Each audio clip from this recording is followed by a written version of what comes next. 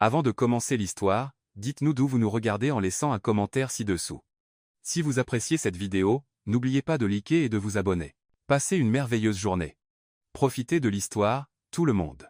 Aria Bennett posa le petit gâteau sur la table de la cuisine comme s'il s'agissait d'un trésor. Ce n'était qu'une pâtisserie de boulangerie, du genre emballé dans du plastique bon marché, mais pour elle, cela représentait le monde entier.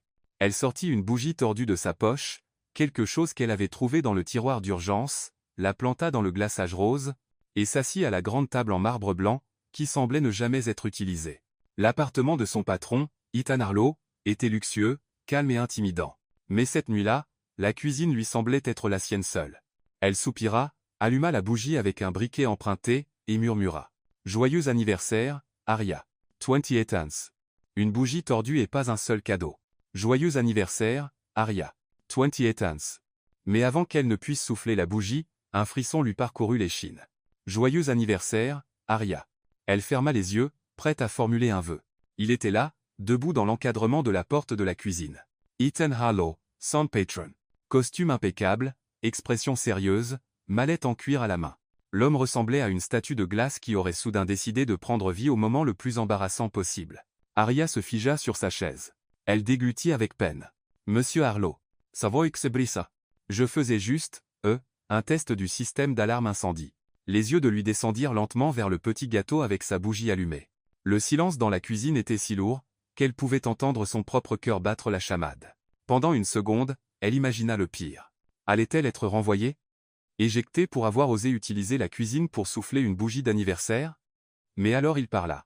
Cette voix profonde et ferme qui intimidait habituellement les cadres en salle de conseil résonna d'une manière inattendue. « Puis-je m'asseoir avec vous ?» Aria cligna des yeux. Sa bouche s'ouvrit, mais aucun mot n'en sortit. « Ai-je bien entendu? »« Quoi ?» balbutia-t-elle. « Puis-je m'asseoir avec vous ?» répéta Ethan, comme s'il proposait une fusion d'entreprises au lieu d'offrir de partager une part de gâteau bon marché. Aria déglutit à nouveau avec peine. « bien sûr, marmonna-t-elle nerveusement. « Mais juste pour que vous le sachiez, vous devrez partager le gâteau. » Aria déglutit à nouveau avec peine. Il tira une chaise et s'assit à côté d'elle. Le contraste était presque comique. Ethan Harlow, le millionnaire froid et distant, côte à côte avec la nounou maladroite et drôle devant un minuscule gâteau avec une bougie qui fondait déjà de travers. Il tira une chaise et s'assit à côté d'elle. « Mais juste pour que vous le sachiez, vous devrez partager le gâteau. Donc, c'est mon anniversaire, 28 ans, et devinez quoi? 0 cadeau. Pas même une paire de chaussettes usées. » Ethan Harlow, le millionnaire froid et distant, côte à côte avec la nounou maladroite et drôle devant un minuscule gâteau avec une bougie qui fondait déjà de travers. Ses yeux étaient sérieux, mais il y avait quelque chose là, une curiosité inattendue. « Quel âge ?» demanda-t-il. « 28, répéta-t-elle, croisant les bras. Et ne commencez pas avec ces discours motivationnels du genre l'âge n'est qu'un chiffre. » Il ne répondit pas. Il se contenta de fixer la bougie du regard. Enfin, d'une voix basse. Il dit « Ça va changer. » Aria rit nerveusement, essayant encore de cacher la peur d'avoir été surprise dans un moment si personnel. « Ça va changer, répéta-t-elle, haussant un sourcil. Ne me dites pas que vous m'offrez un accord de confidentialité comme cadeau, parce qu'honnêtement, un seul suffit dans ma vie. » Pas de sourire, pas de blague ne fit même légèrement courber ses lèvres. « Ça va changer, répéta-t-elle, haussant un sourcil. Demain, dit-il simplement, et il quitta la cuisine d'un pas ferme comme s'il venait de prendre la décision la plus importante de sa vie. Aria resta là, assise, fixant la porte du regard. La flamme de la bougie vacillait devant elle, et sa respiration était encore rapide. « Demain » murmura-t-elle avec incrédulité. « Cet homme parle comme une bande-annonce de film. Demain? Quoi? L'argent va pleuvoir? Il va arriver avec un gâteau à 3 étages? » Elle rit pour elle-même, nerveuse. Mais au fond d'elle, curieuse, elle souffla la bougie, prit une bouchée du gâteau, et pensa. « Je parie que ce sera quelque chose d'aussi étrange que je ne l'oublierai jamais. » Ce qu'elle ne savait pas, c'était qu'elle avait raison. Le lendemain, Ethan Harlow arriverait avec un cadeau. Un cadeau si inattendu et inhabituel qu'il changerait à jamais la façon dont elle le voyait. Ce qu'elle ne savait pas, c'était qu'elle avait raison. Pas parce qu'elle le voulait, mais parce que son esprit n'arrêtait pas de se demander ce qu'Ethan avait voulu dire avec ce mystérieux demain. Lui offrirait-il vraiment un cadeau? Ou était-ce juste une autre de ces phrases cryptiques que les hommes riches aiment dire pour paraître intéressants? Elle descendit dans la mansion, encore en pyjama, traînant ses pantoufles sur le sol en marbre froid. La maison était aussi silencieuse que toujours. Elle entra dans la cuisine en bâillant, ses cheveux en désordre ressemblant à un nid d'oiseau sur le dessus de sa tête. Elle ouvrit le frigo, cherchant le jus d'orange, quand elle entendit des pas fermes derrière elle.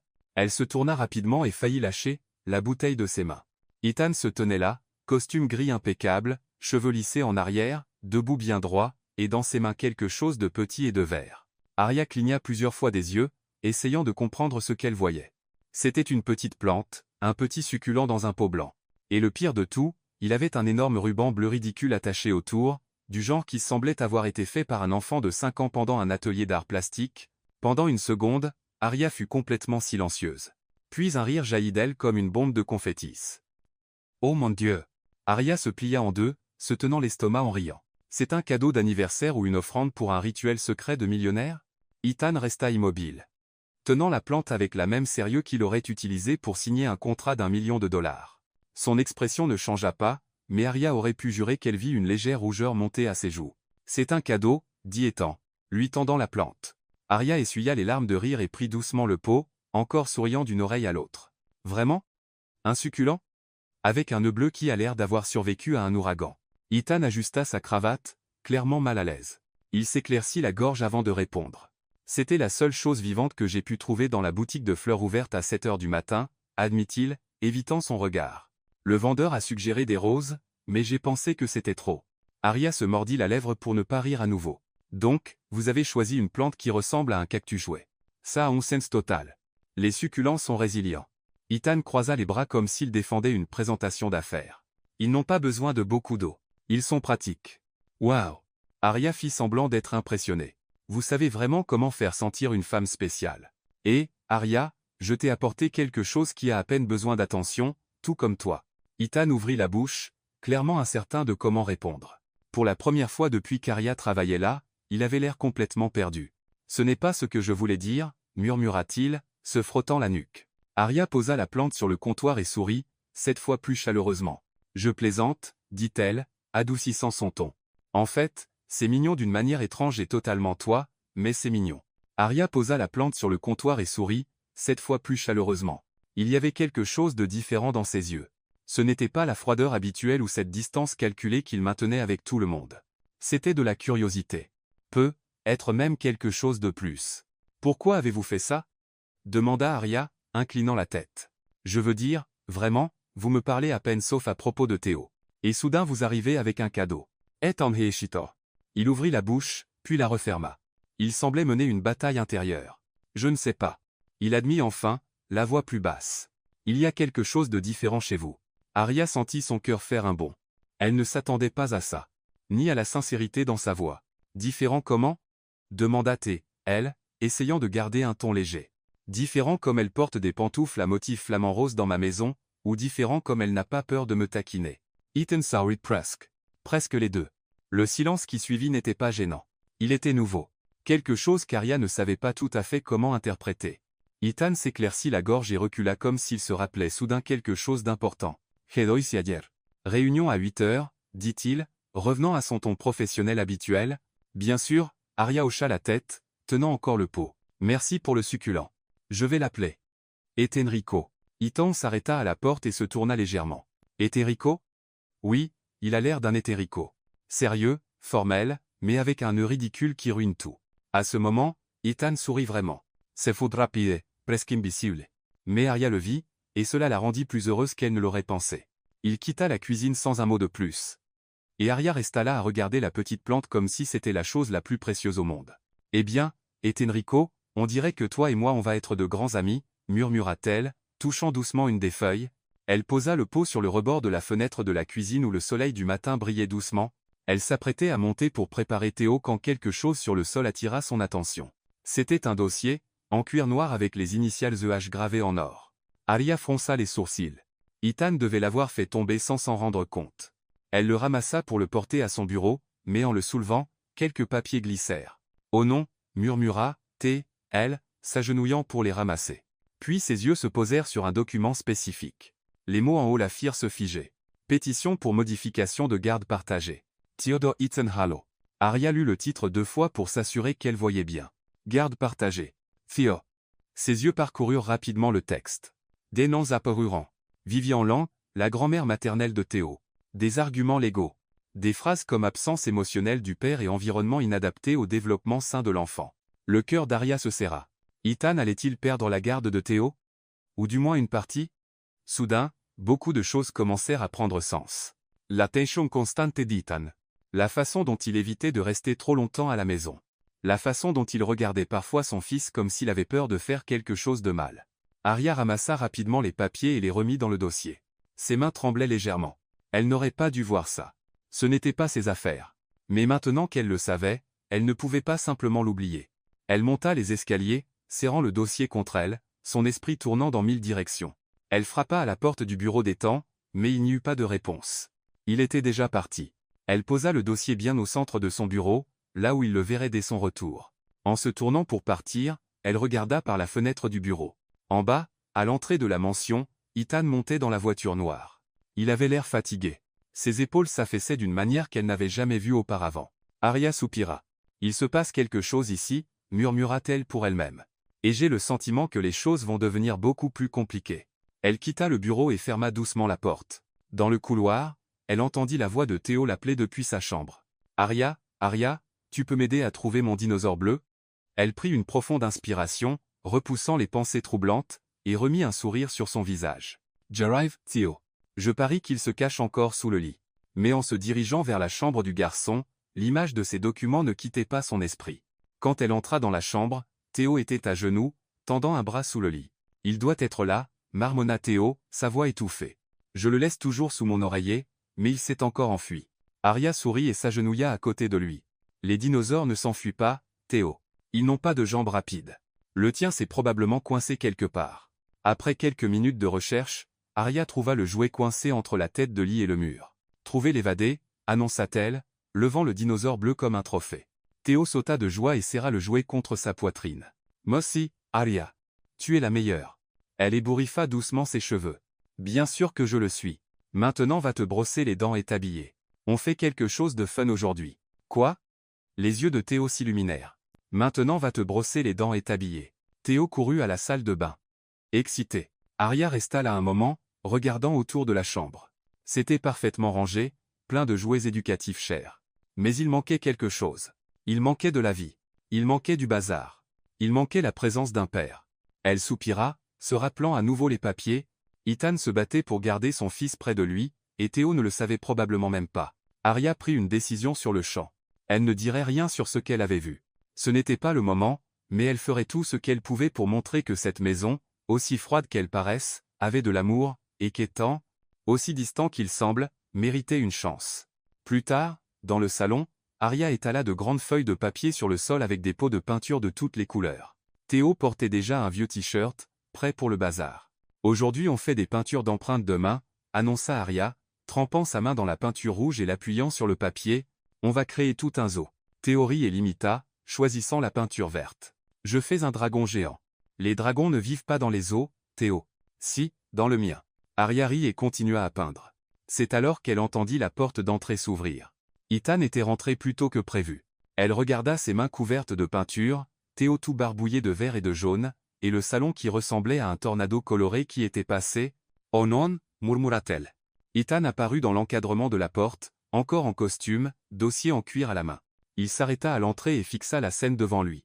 Arya se prépara à une réprimande, mais eut alors une idée. « Monsieur Harlow, content que vous soyez là, » dit-elle, se levant et laissant des marques de peinture rouge sur le sol. « On a besoin d'une personne de plus pour le projet. » Ethan cligna des yeux. « Projet ? » « Oui, on crée une fresque d'art moderne. » Arya prit un pinceau et le lui tendit. « Théo fait les dragons.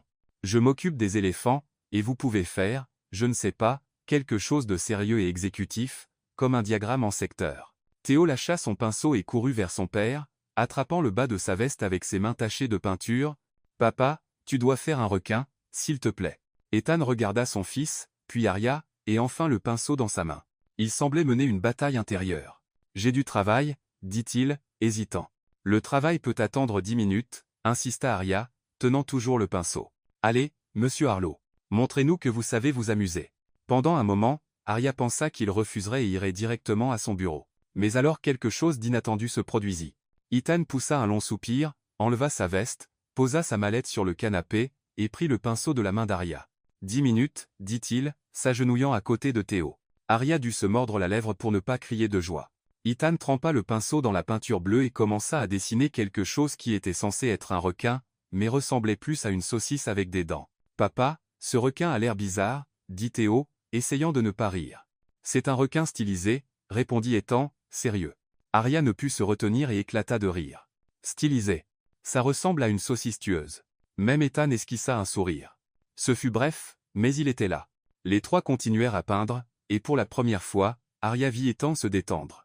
Il rit aux blagues de Théo, posa des questions idiotes sur les couleurs, et laissa même son fils mettre une étoile sur la manche de sa chemise blanche. Quand les 10 minutes furent écoulées, Ethan se leva et regarda ses mains couvertes de peinture bleue. Ça ressemble à une saucisse tueuse. Merci, Arya, dit-il, sa voix plus douce. Pourquoi? Demanda-t-elle, vraiment curieuse.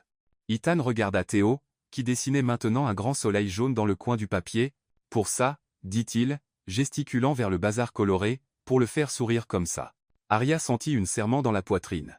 À cet instant, elle comprit qu'Ethan n'était pas froid par choix. Il ne savait simplement pas comment se connecter, et il essayait d'apprendre. De rien, dit-elle, souriante. Mais, la prochaine fois vous devrez améliorer ce requin. Il ressemble plus à un poisson gonflable pour piscine. Ethan secoua la tête, presque en riant, et monta à l'étage pour se changer.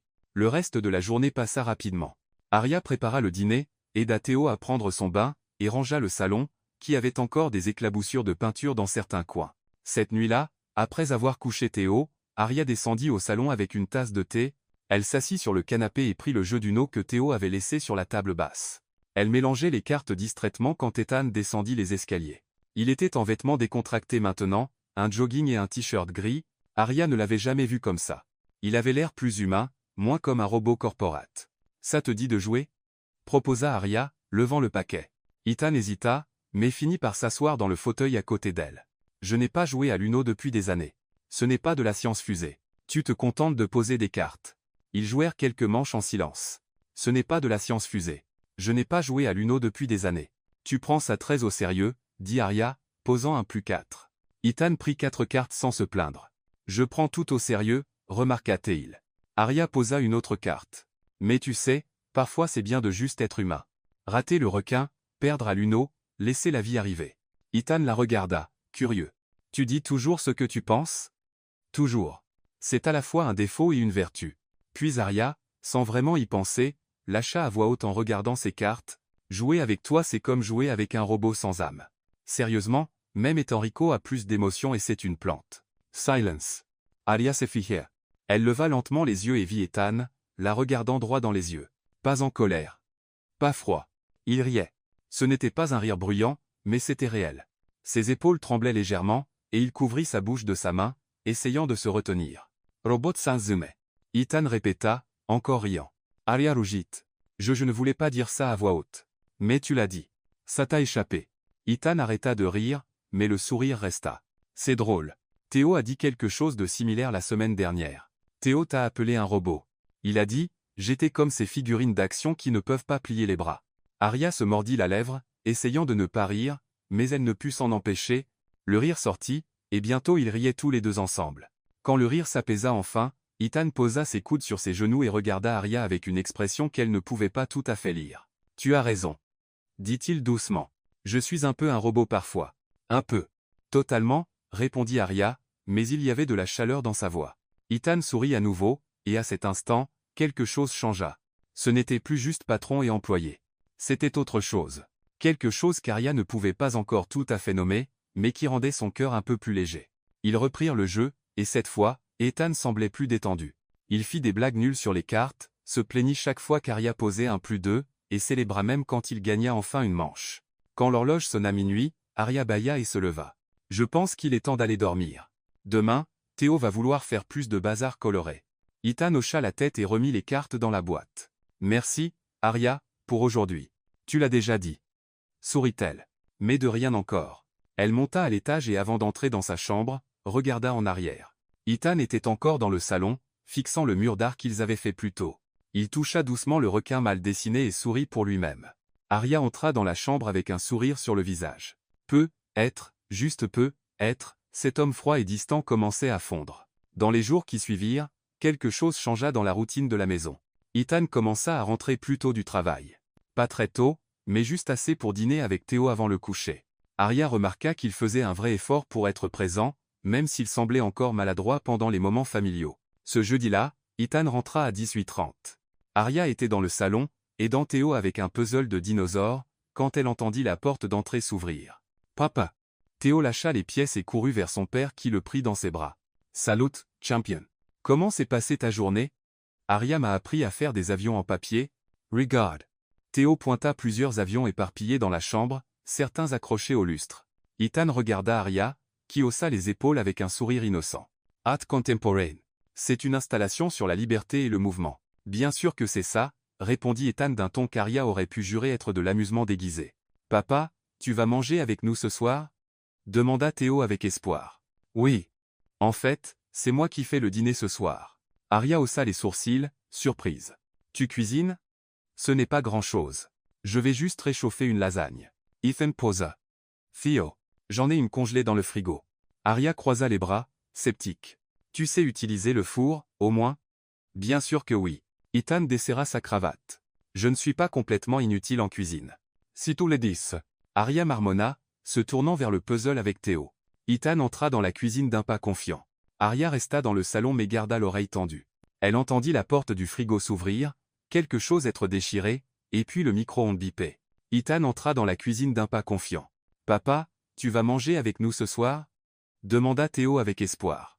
Quelques minutes plus tard, elle entendit Ethan marmonner quelque chose d'incompréhensible. Arya regarda Théo.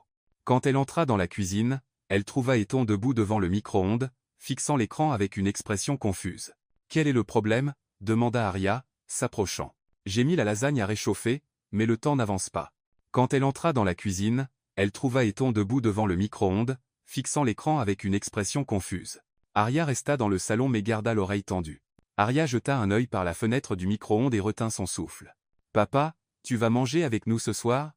demanda Théo avec espoir. « Ethan, » dit-elle, essayant de rester calme. « Tu as mis la lasagne avec le papier aluminium encore dessus ? » « Oui, et alors ? » « Et alors ? » « Le papier aluminium et les micro-ondes ne font pas bon ménage. » Arya ouvrit rapidement la porte et sortit le contenant. « Ça pourrait exploser. »« Exploser ?» Ethan fronça les sourcils. « Tu exagères. »« J'exagère ? Tu as presque transformé la cuisine en scène d'action. » Arya sortit la lasagne de l'aluminium et la posa sur une assiette appropriée. Qui aurait cru qu'un PDG de la tech ne sait pas utiliser un micro-ondes?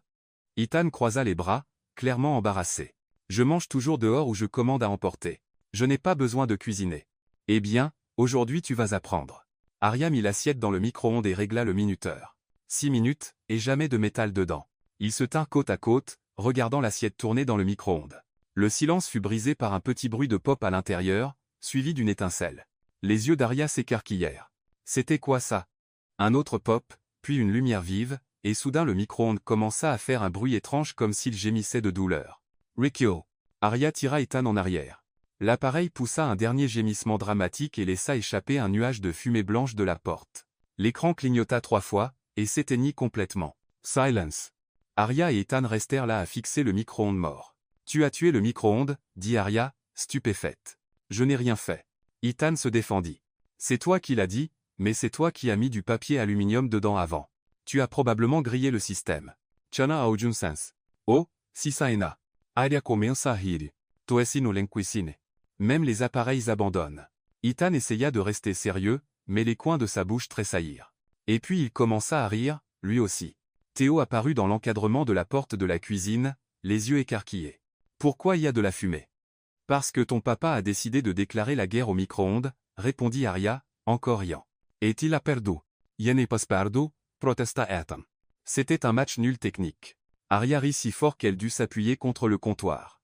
Elle attrapa une canette de soda à proximité et l'ouvrit, essayant de se reprendre, mais le rire la tenait encore, et quand elle essaya de boire une gorgée, elle en renversa la moitié par terre. Oh non! Elle regarda les flaques brunes se répandre sur le sol blanc.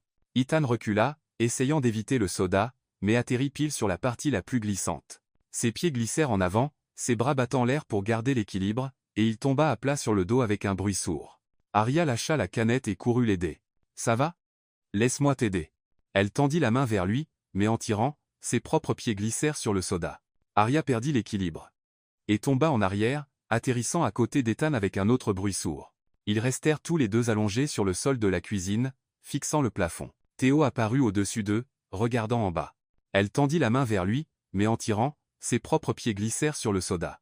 Arya perdit l'équilibre et tomba en arrière, atterrissant à côté d'Ethan avec un autre bruit sourd. Leurs yeux se rencontrèrent et pendant une seconde ils se regardèrent simplement, puis Arya commença à rire. Un rire discret au début, grandissant jusqu'à remplir toute la cuisine. Ethan essaya de se retenir, mais c'était impossible. Il rit aussi, un rire généreux et complet qu'Arya n'avait jamais entendu de lui auparavant. « On est pathétique », dit Arya entre les rires. Complètement. Ethan acquiesça, passant une main sur son visage. Théo, ne comprenant pas tout à fait ce qui se passait, commença à rire aussi, et se jeta entre eux. « C'est fun », cria le garçon. Les trois restèrent là, allongés sur le sol collant couvert de soda, riant comme si c'était la chose la plus naturelle au monde. Quand ils parvinrent enfin à se relever, Arya attrapa un torchon et commença à nettoyer le bazar. Ethan aida, encore souriant. « Je pense qu'on va devoir commander des pizzas, dit-il, jetant des serviettes sans papier à la poubelle. Bonne idée. Et cette fois, laisse-moi passer la commande. Je ne te fais plus confiance près des appareils. » Ils commandèrent une pizza pepperoni et du soda au raisin. Pendant qu'ils attendaient la livraison, Arya mit la table et Théo choisit un film d'animation à regarder après. Quand la pizza arriva, les trois s'assirent à la table. Ethan servit les parts. Arya versa les boissons et Théo n'arrêtait pas de parler des avions en papier qu'il avait fait. Tout était calme et cosy jusqu'à ce que Théo, la bouche pleine de pizza, pose une question complètement inattendue. « Papa, est-ce que tu pourrais épouser Arya ?» Arya s'étouffa avec son soda. Elle commença à tousser, les yeux larmoyants. Ethan se fit rire. La part de pizza resta à mi-chemin de sa bouche. « Quoi ?» réussit à dire Arya entre deux quintes de tout. Théo les regarda tous les deux avec une innocence pure. Mariés comme dans les films. Alors Arya pourrait vivre ici pour toujours et on serait une vraie famille. Ethan reposa lentement la pizza sur son assiette comme si un mouvement brusque pourrait briser le moment. Théo, ce n'est pas commença-t-il mais il ne savait pas comment finir. Arya s'essuya la bouche avec une serviette, reprenant son souffle. Théo, je vis déjà ici, dit-elle, essayant de garder un ton léger. On n'a pas besoin de se marier pour ça. Mais ce serait plus cool si tu étais vraiment ma maman, insista le garçon, les yeux brillants. Tu fais des crêpes drôles et tu joues avec moi, et tu fais rire papa. Le silence à la table était assourdissant. Arya regarda Ethan, qui fixait son assiette comme si la réponse à tous les problèmes de la vie se cachait quelque part entre le fromage et la sauce tomate. Théo, de Arya Dosmen. Ton papa et moi on était juste, elle chercha les bons mots. Honestamis. C'est mon patron. Je m'occupe de toi. C'est différent, mais vous riez ensemble. Théo argumenta avec la logique simple d'un enfant. Et vous êtes tous les deux tombés par terre aujourd'hui. Et hier soir vous avez joué à l'Uno jusqu'à tard. C'est des trucs de famille. Ethan leva enfin les yeux et croisa ceux d'Arya. Il y avait quelque chose dans son regard qu'elle ne pouvait pas tout à fait lire. De la confusion, de la peur, de l'espoir. Ethan leva enfin les yeux et croisa ceux d'Arya. C'est des trucs de famille. Mais papa Théo, répéta Ethan. Ensuite on regarde le film que tu as choisi. Le garçon fit la moue mais obéit, retournant à son repas en silence. Mais papa Théo, répéta Ethan. Son cœur battait encore la chamade, et pas seulement parce qu'elle s'était étouffée, c'était à cause de la question et à cause de la façon dont Ethan l'avait regardé juste après. Le reste du dîner se passa dans un silence inconfortable. Théo essaya quelquefois de lancer une conversation, mais ni Arya ni Ethan ne semblaient très réceptifs. Cette fois plus sérieusement, Ethan emmena Théo au salon pour regarder un film. Arya resta plus longtemps dans la cuisine que nécessaire, lavant la vaisselle avec des mouvements automatiques. Arya pizzora sa part sans vraiment manger. Mais pourquoi son cœur s'était-il mis à battre si fort quand Théo avait demandé? Le lendemain matin, Arya se réveilla avec une sensation étrange que quelque chose avait changé. Cette fois plus sérieusement. Le reste du dîner se passa dans un silence inconfortable. Quand ils eurent fini, Arya débarrassa rapidement la vaisselle et la porta à l'évier. Elle fronça les sourcils. Mariés? L'idée était absurde, ridicule, impossible. Quand ils eurent fini, Arya débarrassa rapidement la vaisselle et la porta à l'évier. Bonjour, Nora. Mariée? L'idée était absurde, ridicule, impossible. Je suis juste venue porter ça. Elle tendit un contenant en plastique. C'était à cause de la question et à cause de la façon dont Ethan l'avait regardé juste après. La question de Théo résonnait encore dans sa tête, et elle ne pouvait s'empêcher de penser à l'expression d'Ethan quand le garçon l'avait posée. Arya prit le contenant, suspicieuse. Qui ça peut bien être si tôt? Elle ouvrit la porte et vit Nora, la nounou de la maison d'à côté, une femme d'une quarantaine d'années, toujours avec les cheveux tirés en chignon serré et un air, comme si elle connaissait tous les secrets du monde. Merci. C'est ce qu'il dit part. Nora se pencha légèrement comme pour partager un secret. Elle se versait une tasse quand la sonnette retentit. Arlo arrivait tôt hier. C'est sympa qu'il passe plus de temps à la maison, non? Arya sentit une petite alarme se déclencher dans sa tête. Bonjour, Arya, dit Nora avec un sourire qui n'atteignait pas tout à fait ses yeux. Comme c'est mignon, dit Nora avec un sourire trop joyeux. Et toi aussi tu manges avec eux? Parfois, répondit Arya, incertaine de la direction de la conversation. C'est cosy. Le mot flotta dans l'air de manière inconfortable. Arya plissa les yeux. J'ai pensé le partager. Comment? Nora haussa les épaules, mais le geste portait une pointe de malice. Oh, tu sais comment sont les gens. Tu as besoin de quelque chose? Oh, non. Nounou jeune, célibataire, patron séduisant, dîners familiaux. Les gens commencent à parler. Tu sais? Arya sentit son sang bouillir. Qui parle, Nora? Oh, ma chérie, ne le prends pas personnellement. Nora le tcha un petit rire faux. C'est juste que les voisins commentent. Ils disent que vous deux êtes très proches. L'un des employés a mentionné vous avoir vu rire ensemble dans la cuisine l'autre jour. Et tu sais comment les gens interprètent les choses. Interprètent? Arya croisa les bras. Oui, inventant.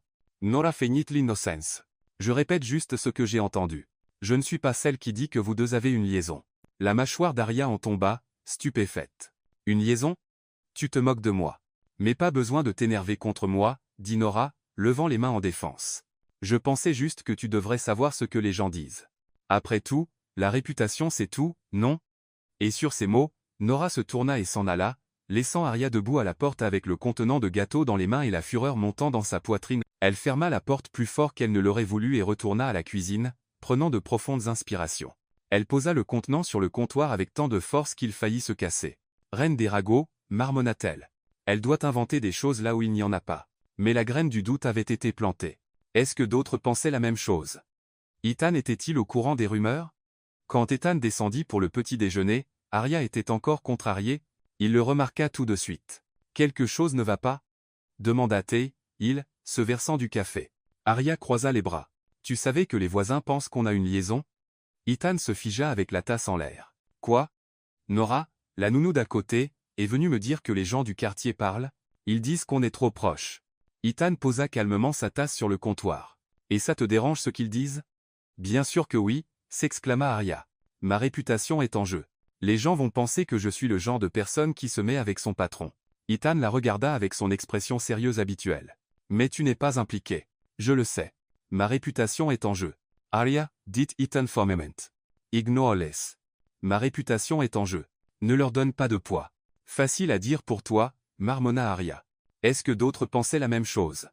Ethan était-il au courant des rumeurs? Quand Ethan descendit pour le petit déjeuner, Arya était encore contrariée.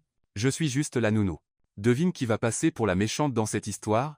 Ethan soupira, mais ne répondit pas. Les gens ennuyés inventent des histoires. Je vais au travail. Essaie de ne pas laisser ça t'atteindre. Il prit sa mallette et se dirigea vers la porte. La journée traîna en longueur. Arya essaya de se distraire en jouant avec Théo, mais la conversation avec Nora la tracassait encore. Comment les gens pouvaient-ils être si mesquins? Ce soir-là, après le dîner, Théo demanda s'il pouvait jouer à quelque chose de fun. Arya suggéra le charade, et le garçon adora l'idée. Je commence, cria Théo, sautant d'excitation. Il fit mine d'être un lion, puis un avion, et enfin un robot, ce qui fit rire Arya parce que le robot était clairement une imitation de son propre père. Ethan entra dans la chambre au milieu du jeu, et à la surprise d'Arya, il s'assit sur le canapé pour regarder. Papa, à ton tour maintenant. Papa, à ton tour maintenant. Théo, je ne s'il te plaît. Ethan soupira, mais prit le papier. Il lut le mot et fronça les sourcils. Comment je fais ça? Pas de parole. Bien sûr, ça ne me dérange pas du tout, dit Arya sarcastiquement, mais il était déjà parti.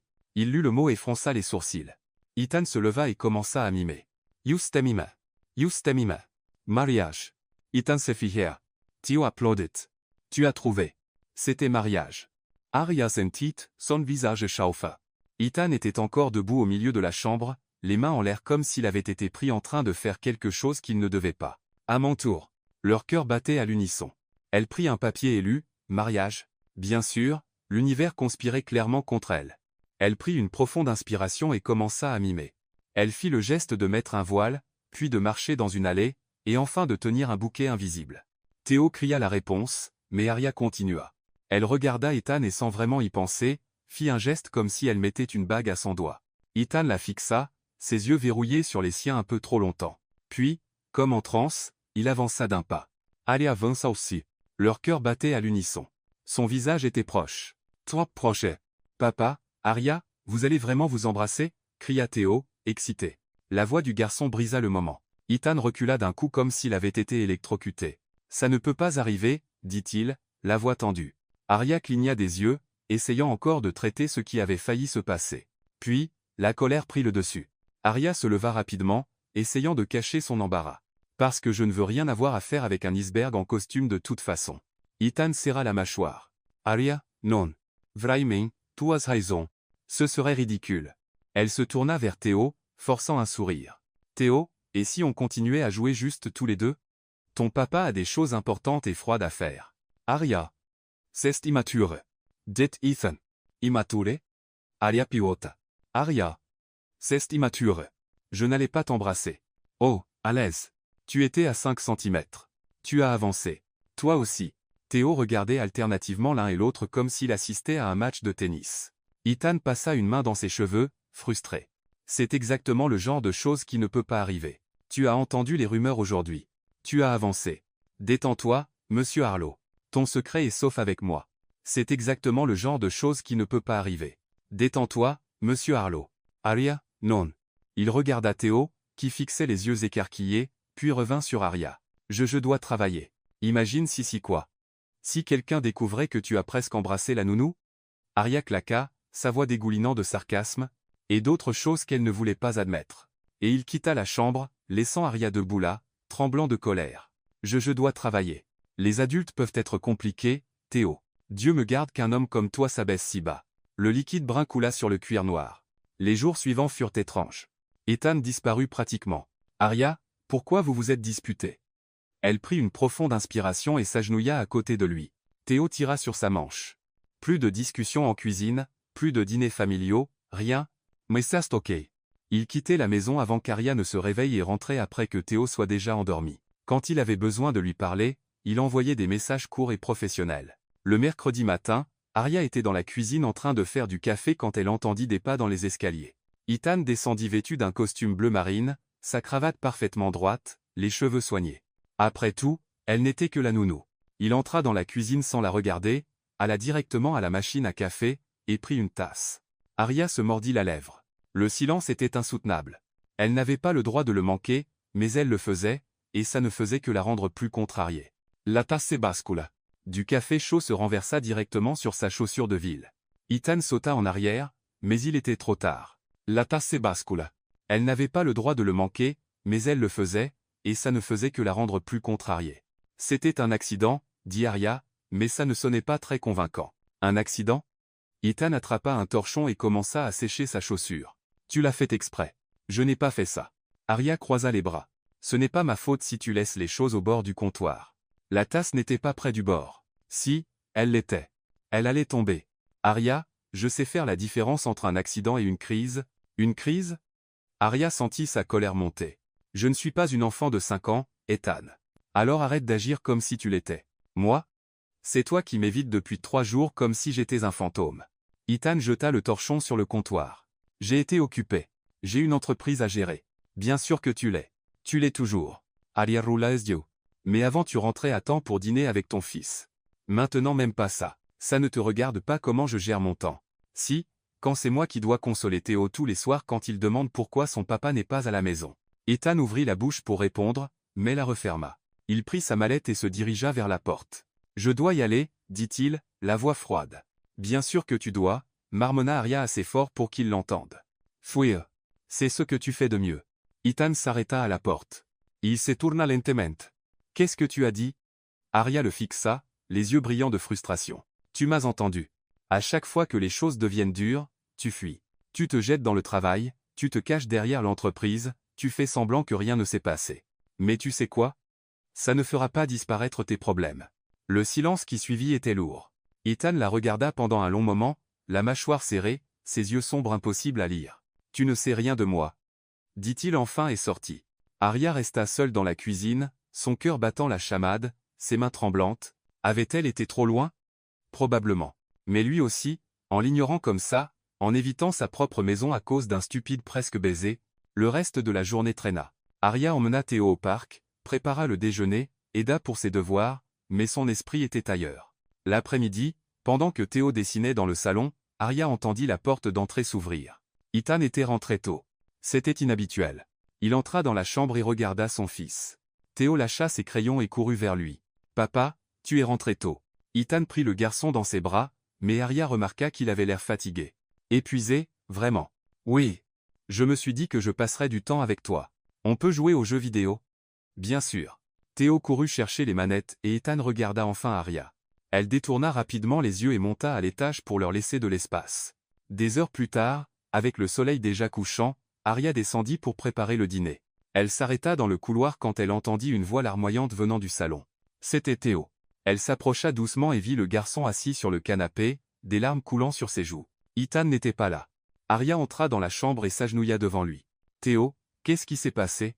Pourquoi tu pleures ?» Le garçon s'essuya le visage avec sa manche de chemise. Papa est reparti au travail. Il a dit qu'il resterait. Mais il a dû partir. Arya sentit une piqûre dans la poitrine. Elle serra Théo fort dans ses bras. Parfois les adultes doivent travailler même quand ils n'en ont pas envie.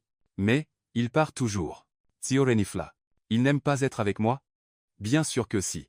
Arya prit le visage du garçon dans ses mains. Ton papa t'aime tellement, Théo. Tu es la chose la plus importante au monde pour lui. Alors pourquoi il part tout le temps ? Arya prit une profonde inspiration, choisissant ses mots avec soin. Parfois les adultes ont peur des sentiments, d'être trop proches.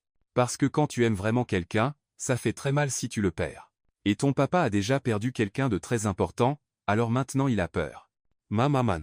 Arya hocha la tête. Oui, mais tu sais quoi ? Avoir peur ne veut pas dire qu'il ne t'aime pas. Ça veut dire qu'il t'aime tellement que l'idée de te perdre le terrifie. Théo, réfléchis un moment. Et toi, Arya ? Tu as peur, toi aussi ? La question surprit Arya. Elle l'esquisse sans sourire triste. Parfois. Mais j'apprends que la peur ne devrait pas nous empêcher d'aimer les gens parce que l'amour est la chose la plus importante qui soit. Toi aimes mon papa ? Arya se figea. Elle ouvrit la bouche, mais aucun mot n'en sortit. C'est alors qu'elle entendit une voix derrière elle. Tu as raison. Je le suis. Arya se tourna rapidement. Ethan se tenait dans l'encadrement de la porte, encore en costume, le visage marqué d'une expression si vulnérable qu'elle l'aurait presque pas reconnu. J'ai peur, répéta-t-il, s'approchant. J'ai peur de me rapprocher trop, de trop m'attacher, de perdre à nouveau. Théo essuya ses larmes et regarda son père. Ethan s'agenouilla devant son fils et Arya.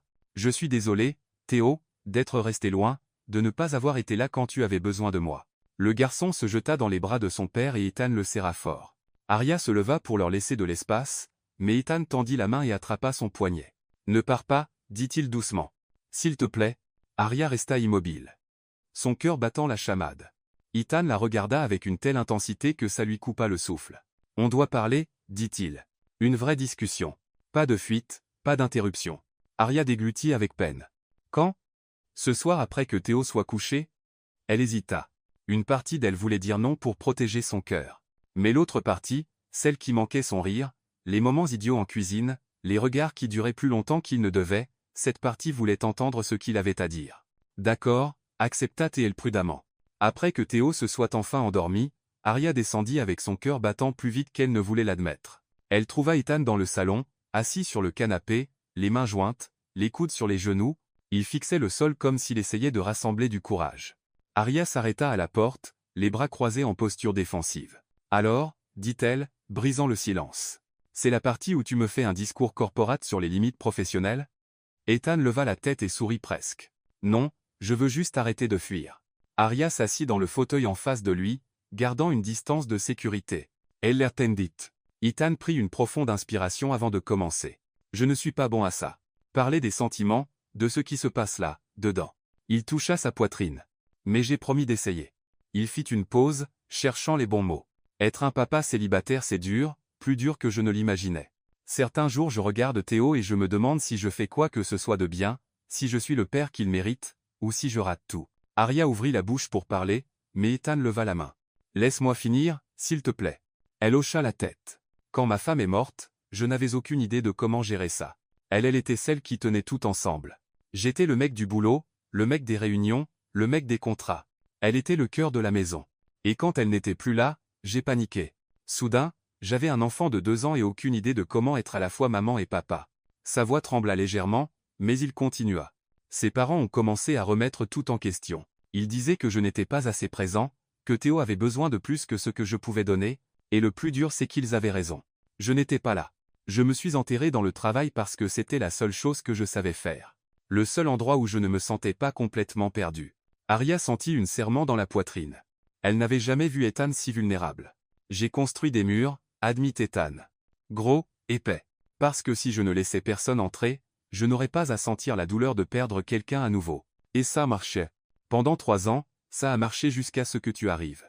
Arya sentit son visage chauffa. Certains jours je regarde Théo et je me demande si je fais quoi que ce soit de bien, si je suis le père qu'il mérite, ou si je rate tout. Et j'ai réalisé que la maison n'était plus juste une maison. C'était un foyer. Et ça marchait. Et ça m'a fait peur parce que plus je te voyais avec lui, plus je commençais à te voir différemment, pas comme la nounou, comme quelque chose de plus. C'était un foyer.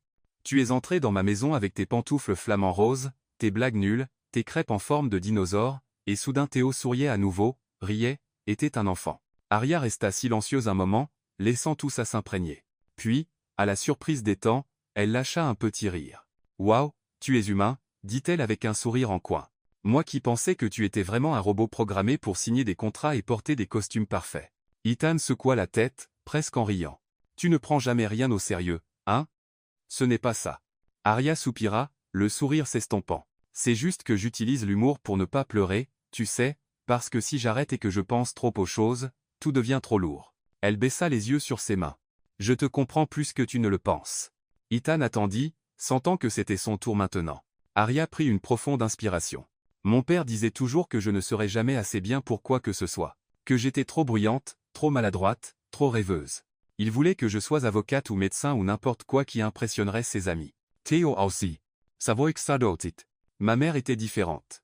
Elle me comprenait, me soutenait, me disait que être différente c'était une bonne chose. Mais elle est morte quand j'avais 18 ans. Et après ça, mon père et moi on s'est éloignés. Le reste de ma famille aussi. Sans elle, il n'y avait plus rien pour nous garder ensemble. Arya et Souya rapidement ses Alors, je suis venu à New York. Sans elle, il n'y avait plus rien pour nous garder ensemble. Elle regarda Ethan, et puis je vous ai rencontrés, toi et Théo. Et après ça, mon père et moi on s'est éloignés. Le silence qui suivit était chargé d'émotions. Ethan se pencha en avant et sans s'en rendre compte, prit la main d'Arya. Elle regarda leurs mains, surprise. Il ne semblait pas remarquer ce qu'il avait fait. Il était trop concentré sur ses yeux. « Tu es assez bien, Arya, dit-il, la voix ferme. Plus qu'assez bien. Tu es incroyable, et quiconque ne le voit pas est aveugle. » Arya sentit son cœur s'emballer. La main d'Ethan était chaude, stable, tenant la sienne comme si c'était la chose la plus naturelle au monde, et il ne lâchait pas. Elle le regarda. Et pour la première fois depuis des années, j'ai eu l'impression d'être partie de quelque chose, d'une famille, même si ce n'était pas vraiment la mienne. L'espace entre eux sembla soudain plus petit. Ou peu, être l'avait-il toujours été et il le remarquait seulement maintenant. Ethan se pencha légèrement. Arya aussi. L'air était lourd d'anticipation. Arya. La voix de Théo résonna de l'étage. Arya, où es-tu?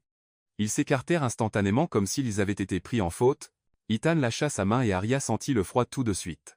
Des pas rapides descendirent les escaliers. Théo apparut dans la chambre tenant son dinosaure bleu. Arya, je n'arrive pas à dormir. Rex a peur du noir. Arya sourit, essayant de calmer sa respiration. C'est Rex qui a peur ou toi? Théo fronça les sourcils. D'accord, c'est moi. Mais tu monteras avec moi? Bien sûr. Arya se leva, mais Théo regarda ses mains et celles de son père. Vous vous teniez la main? Demanda le garçon, les yeux pétillants. Arya rougit. Non, je réglais juste sa montre. La montre est à son poignet, pas dans sa main. Théo pointa du doigt avec cette logique enfantine parfaite. Ethan s'éclaircit la gorge. Théo, tu ne devrais pas être au lit? Vous allez vous marier? Théo ignora la question de son père. Parce que Lily de l'école dit que les adultes ne se tiennent la main que quand ils vont se marier. Théo. Ce n'est pas comme ça que ça marche. Arya essaya d'expliquer. Mais vous étiez vraiment proches. Théo, tu ne devrais pas être au lit? Vous allez vous marier? Théo ignora la question de son père. Ethan couvrit son visage de sa main, clairement embarrassé. Théo, à l'étage maintenant. Mais je veux juste savoir si. À l'étage, répéta Ethan, bien qu'il y ait un léger sourire sur son visage. Théo fit la moue, mais obéit. Arya le suivit, sentant encore la chaleur de la main d'Ethan dans la sienne. Dans la chambre, elle aida Théo à s'installer, le borda, et s'assit à côté de lui. Arya, murmura Théo. Tu aimes mon papa. Arya hiishita. Ton papa est un bonhomme. Ce n'est pas ce que j'ai demandé. Le gamin était trop intelligent pour son propre bien. Dos, Theo. Aria embrassa son front. On en parlera demain. Tu dis toujours ça et je repousse toujours. Je sais. Elle sourit. Mais certaines choses sont trop compliquées à expliquer. Théo ferma les yeux, mais marmonna avant de s'endormir. Je pense que toi et papa vous devriez être ensemble. Vous êtes tous les deux heureux quand vous êtes près l'un de l'autre. Aria resta quelques minutes de plus en attendant qu'il s'endorme complètement. Quand elle descendit enfin, Ethan était encore dans le salon en train d'attendre. Il dort? Demanda-t-il. Oui. Et il m'a interrogé sur toi en montant. Ethan Saurit. Il est persistant. Ouais. Il tient de son père. Ils restèrent là un moment, incertains de quoi dire. Tant de choses s'étaient passées cette nuit-là. Il tient de son père. Le lendemain matin, après que tout le monde ait fini le petit déjeuner, la sonnette retentit. Ethan et Aria regardèrent vers la porte. Qui sonne à cette heure? Ethan alla ouvrir. Une femme en tailleur d'affaires se tenait dehors, tenant un dossier avec un air professionnel sur le visage. Monsieur Harlow? Demanda-t-elle. Je suis Carla Ruiz, travailleuse sociale du comté. Je suis là pour une visite de suivi concernant l'affaire de garde partagée pour le mineur Theodore Harlow. Ethan se fit rire. Aria sentit son estomac se nouer. La travailleuse sociale esquissa un sourire poli. Je sais qu'il est tôt, mais ça vous dérangerait si j'entrais? Ça ne prendra pas longtemps. Ethan ouvrit complètement la porte, essayant de rester composé. Pinzua. Entrez, dit-il, la voix tendue. Carla Ruiz entra dans la maison d'un pas mesuré, ses yeux scannant l'espace avec une attention professionnelle. Aria, qui était dans le salon, se leva rapidement, lissant son chemisier par pure nervosité. Bonjour, salua la travailleuse sociale. Vous devez être la nounou, c'est ça? Aria Bennett. Elle tendit la main. Ravi de vous rencontrer. Carla serra sa main poliment et sortit un bloc-notes de son dossier. Comme je l'ai dit à M. Harlow, c'est juste un contrôle de routine. Rien d'inquiétant. Carla serra sa main poliment et sortit un bloc-notes de son dossier. Et un cri strident la coupa. Tout le monde se tourna vers les escaliers. Théo dévala les marches complètement nu, ne portant qu'un slip sur la tête comme un chapeau. Je suis super Théo, cria le garçon, les bras écartés comme s'il volait. Et je suis là pour sauver le monde des vêtements. Les yeux d'Aria s'écarquillèrent. Ethan se fit rire. Carla Ruiz cligna plusieurs fois des yeux comme si elle essayait de traiter ce qu'elle voyait. Théo, dit Ethan, la voix légèrement plus forte qu'à l'habitude. Va t'habiller tout de suite. Mais j'ai chaud, protesta Théo, s'arrêtant pile devant la travailleuse sociale. Qui êtes-vous? Carla ouvrit la bouche, mais Aria fut plus rapide. Elle courut vers Théo, enleva son sweat à capuche, ne gardant que son sous-vêtement, et enveloppa le garçon dedans. À l'aise, champion. Il est temps de s'habiller, dit-elle, le soulevant dans ses bras. Super Théo a besoin d'un uniforme approprié. Mais, Aria, pas de fesses. Elle montait déjà les escaliers avec lui. Et enlève ce slip de ta tête avant qu'il devienne un chapeau permanent. Ethan se frotta le visage et prit une profonde inspiration. Quand il regarda Carla, son expression était difficile à lire. Désolé, dit Ethan. Il traverse une phase créative. Les enfants sont imprévisibles, répondit Carla, notant quelque chose dans son bloc-notes. Ça fait partie du lot. Aria revint quelques minutes plus tard avec Théo maintenant habillé d'un t-shirt dinosaure et d'un short. Il avait encore l'air un peu déçu d'avoir perdu sa chance d'être super Théo nu. Tout est prêt, annonça Aria. Crise vestimentaire résolue. Puis elle baissa les yeux et le remarqua. Son t-shirt blanc avait une énorme tache de sauce pizza, rouge au milieu du petit déjeuner. Rouge vif et impossible à manquer. Oh, parfait, marmonna-t-elle pour elle-même. Juste ce qu'il me fallait pour avoir l'air encore plus professionnel. Carla jeta un œil à la tache, mais ne dit rien. Elle nota juste autre chose. Ethan remarqua le malaise d'Aria et essaya rapidement de changer le focus. On s'assoit? Proposa, il, gesticulant vers le canapé. Bin Sua.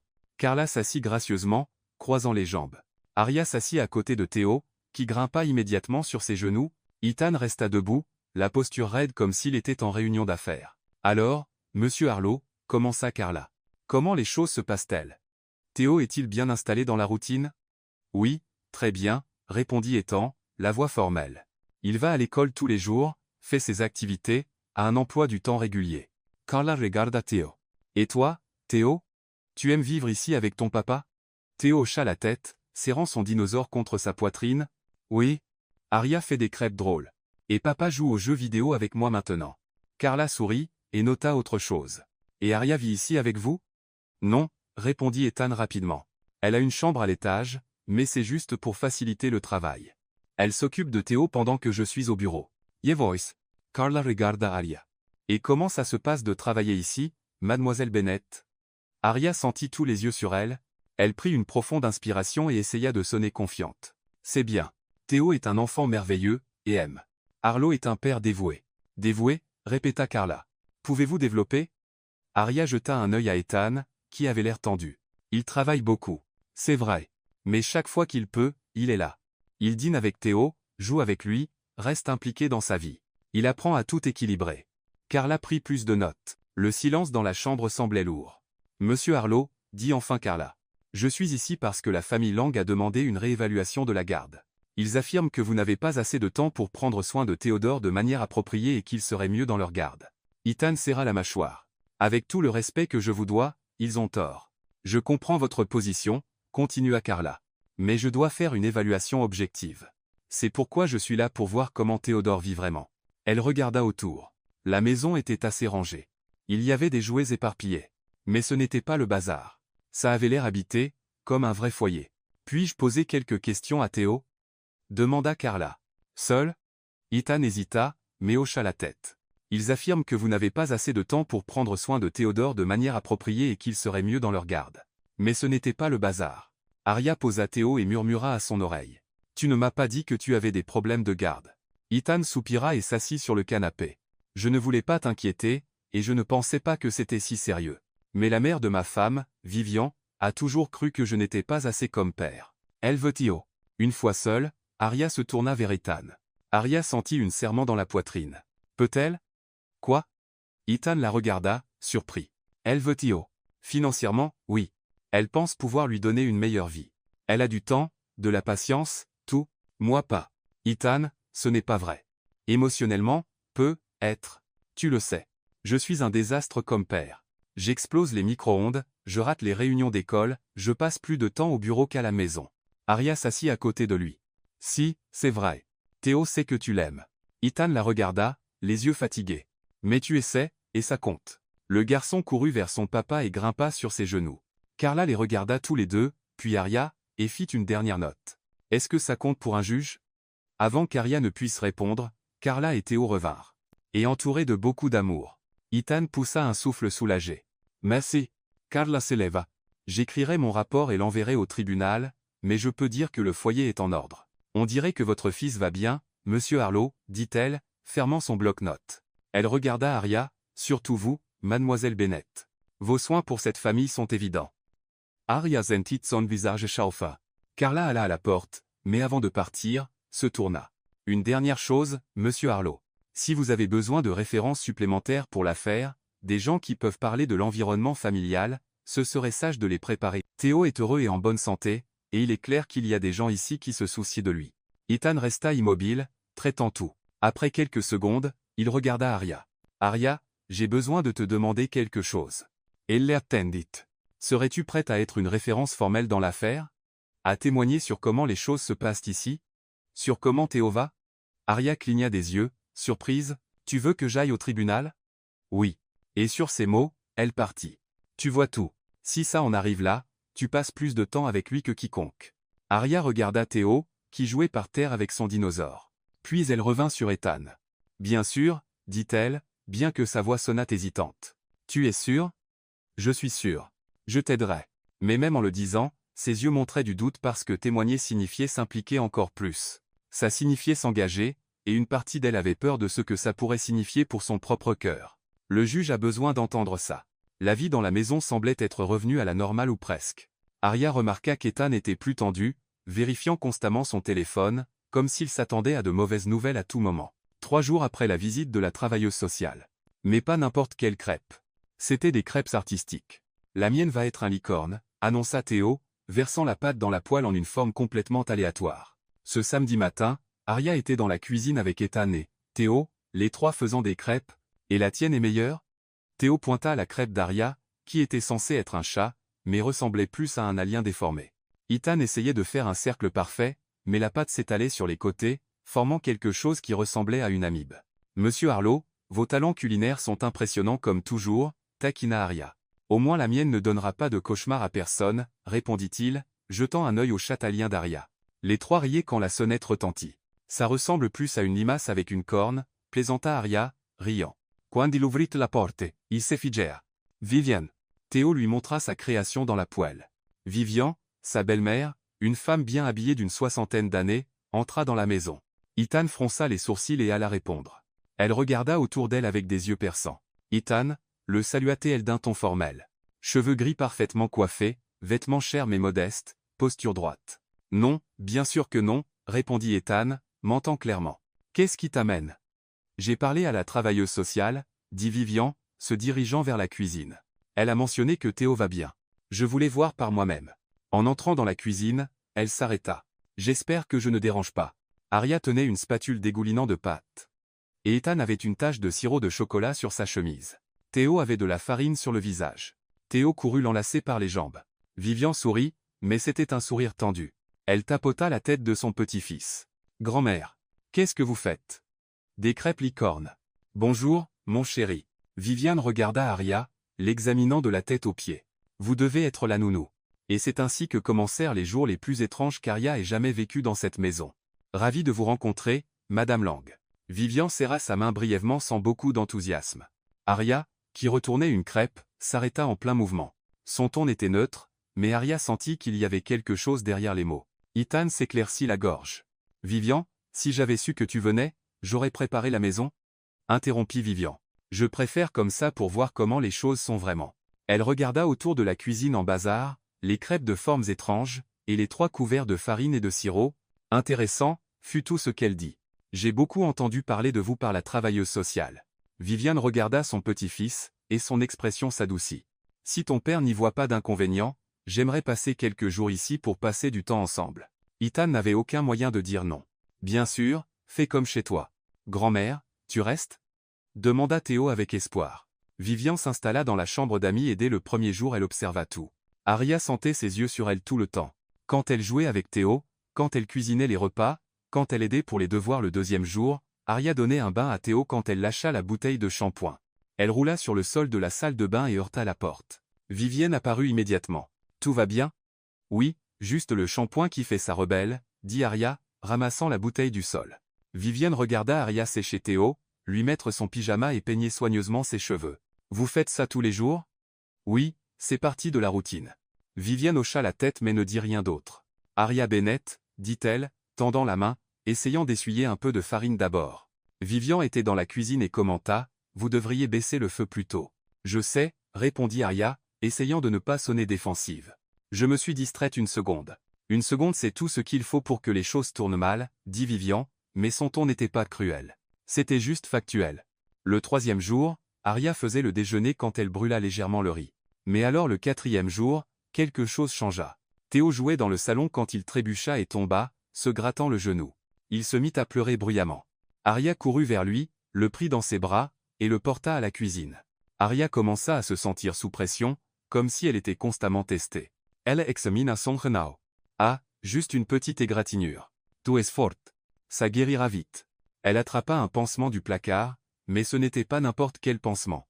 Laisse-moi voir, champion. Regarde-cha. Il avait des motifs de super-héros.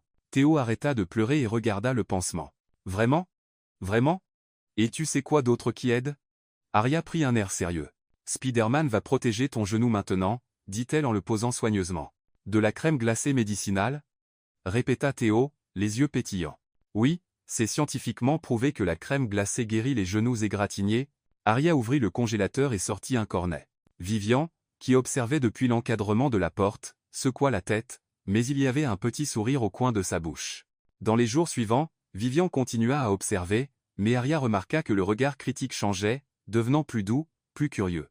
Une nuit, Arya racontait une histoire du coucher à Théo, quand Vivian apparut à la porte de la chambre. De la crème glacée médicinale. Quand le garçon s'endormit enfin, Vivian suivit Arya dans le couloir. Elle resta là à écouter Arya faire différentes voix pour chaque personnage, faisant rire Théo. C'était une reconnaissance. Merci. C'est un garçon incroyable. Viviane regarda la porte de la chambre de Théo.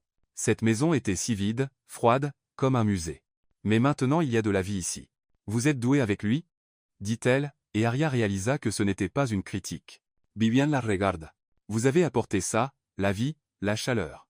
Et puis, sans rien dire d'autre, elle alla dans sa propre chambre. Arya resta dans le couloir, le cœur serré. Vivian commençait-elle à l'apprécier, ou était-ce juste une remarque en passant? Le lendemain, Arya passait devant le bureau d'Ethan quand elle entendit sa voix au téléphone. Oui, J'ai besoin de quelqu'un qui commence lundi. Une gouvernante pour préparer le petit déjeuner et organiser la maison. Pouvez-vous envoyer le CV? Arya s'arrêta. Son estomac se noua. Une gouvernante pour faire le petit déjeuner. Mais c'était elle qui faisait le petit déjeuner tous les jours. C'était elle qui faisait les crêpes, les œufs, le café. C'était elle qui mettait la table. Et maintenant il allait embaucher quelqu'un pour faire son travail. Arya entra dans le bureau sans frapper. Ethan raccrocha rapidement le téléphone. Arya, je une gouvernante. Elle l'interrompit, la voix tremblante. Tu vas embaucher une gouvernante? Ethan soupira. C'est nécessaire. Avec Vivian ici et avec le processus de garde, j'ai besoin de montrer que la maison est en ordre, qu'elle a une structure professionnelle. Elle l'interrompit, la voix tremblante. Arya sentit sa colère monter. Je ne suis pas assez structuré.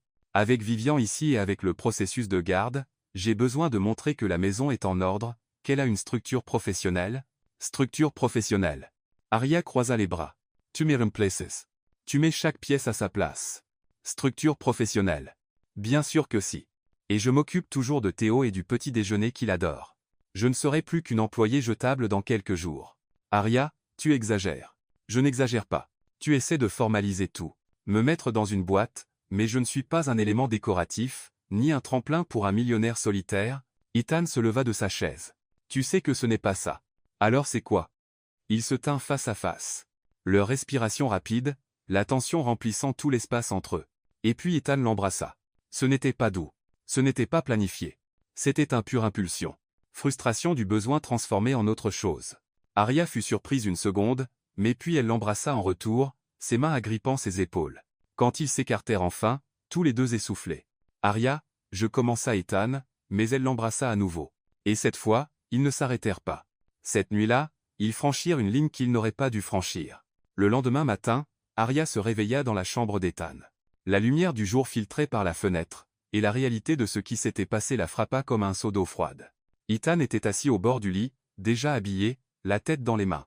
Ethan, appela Arya, tirant le drap autour d'elle. Il ne se tourna pas. C'était une erreur. Les mots la frappèrent comme un coup de poing. Quoi? Ethan la regarda enfin, mais il y avait de la distance dans ses yeux. Vivian est ici. L'affaire de garde avance. Si elle découvre que j'ai une romance avec la nounou, je perdrai Théo. Arya sentit les larmes brûler. Donc tout ça n'était que ça. Une erreur? Arya, s'il te plaît essaie de comprendre. Oh, je comprends parfaitement. Elle se leva, attrapant ses vêtements. Tu veux que j'oublie tout et que je revienne juste à être la nounou professionnelle? Oui, dit Ethan, et ce mot fit plus mal qu'Arya ne l'aurait attendu. Elle sortit de la chambre, marmonnant pour elle-même. Si seulement il avait dit qu'on devrait attendre que la garde soit officielle, j'aurais compris, mais l'appeler une erreur, c'est trop. Le lendemain, Arya n'en pouvait plus. Elle monta à sa chambre et commença à faire ses valises. C'est alors qu'Théo entra. Elle sortit de la chambre, marmonnant pour elle-même. Théo, le garçon vit la valise ouverte et ses yeux se remplirent de larmes. Tu pars? Ça va exebrisa. Théo. Ne pars pas, Arya. Théo, le garçon vit la valise ouverte et ses yeux se remplirent de larmes. Arya, qu'est-ce que tu fais? Elle s'arrêta, les mains tremblantes. Je veux que tu sois ma nouvelle maman. Arya sentit son cœur se briser en 1000 morceaux. S'il te plaît, je t'aime. Théo, je t'aime aussi. Elle s'agenouilla et le serra dans ses bras. Mais pourquoi? Il sanglota. Parce qu'Arya n'avait pas de réponse. Mais parfois les choses ne se passent pas comme on veut. Je promets. Mais même en le disant, elle savait que c'était un mensonge. Je dois partir, mais je te rendrai visite tout le temps. Arya essuya rapidement ses larmes et lâcha Théo. Ça va aller, champion, dit-elle, essayant de sourire. Tu es fort et ton papa t'aime très fort. Parce que rester proche de cette famille après tout serait bien trop douloureux. Arya regarda le garçon et sentit sa poitrine se serrer encore plus. Comment expliquer à un enfant de 5 ans que le monde des adultes est bien trop compliqué, que parfois l'amour n'est pas suffisant? C'est alors qu'elle entendit des pas dans le couloir. Elle se tourna, et vit Vivian debout dans l'encadrement de la porte observant la scène avec une expression sérieuse. Théo, mon chéri, dit Vivian doucement. Tu peux descendre et me chercher du jus? Théo hésita, regardant Arya à sa grand-mère. Mais je vais parler à Arya. Mais je te veux ici, insista Théo, s'accrochant à sa chemise. Vivian le rassura. A contreceur, Théo quitta la chambre, incorrere reniflante. Une fois seule, Vivian entra et ferma la porte derrière elle. Je promets. Donc, tu pars vraiment? Ce n'était pas une question. Oui, je pense que c'est pour le mieux. Le mieux pour qui?